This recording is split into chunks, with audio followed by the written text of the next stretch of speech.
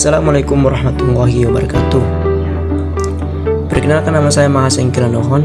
Saya dari jurusan Tadris Bahasa Indonesia. Di sini saya akan menyampaikan pembelajaran yang terkait dengan pengertian belajar mengajar. Sebelum kita mengetahui pengertian belajar mengajar, menurut Nana Soejarna 1989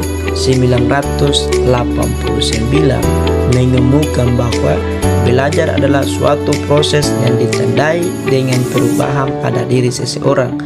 Perubahan sebagai hasil dari proses belajar dapat ditunjukkan dalam berbagai bentuk seperti perubahan pengetahuan, pemahaman, sikap dan tingkah laku, keterampilan, kecakapan, kebiasaan, serta perubahan aspek-aspek lain yang ada pada individu yang belajar. Pengertian mengajar. Kegiatan mengajar pada diri siswa akan tercapai jika ada usaha yang dilakukan oleh guru.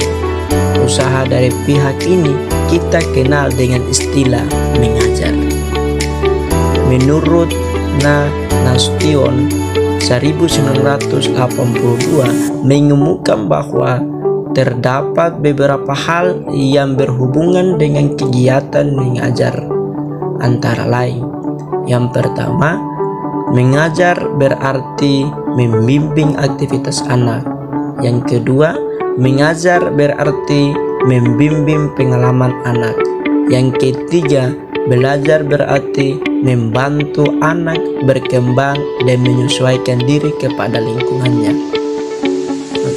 Pengertian strategi belajar mengajar.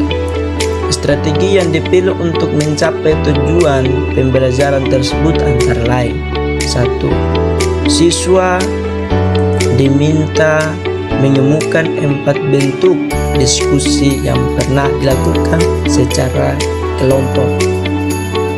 2. Siswa diminta membaca 2 buah buku tentang jenis-jenis diskusi. Yang ketiga, siswa diminta mendemonstrasikan secara berdiskusi sesuai dengan jenis yang dipelajari, sedangkan kelompok yang lain mengamati sambil mencatat kekurangan-kekurangannya yang untuk didiskusikan setelah demonstrasi itu selesai. Yang keempat, siswa diharapkan mencatat hasil diskusi kelas. Langsung kita masuk di ciri-ciri mengajar.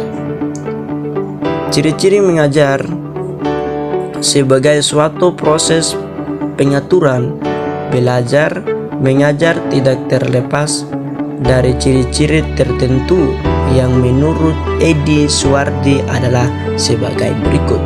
Yang pertama, belajar mengajar memiliki tujuan, yakni membentuk anak didik dalam suatu perkembangan tertentu.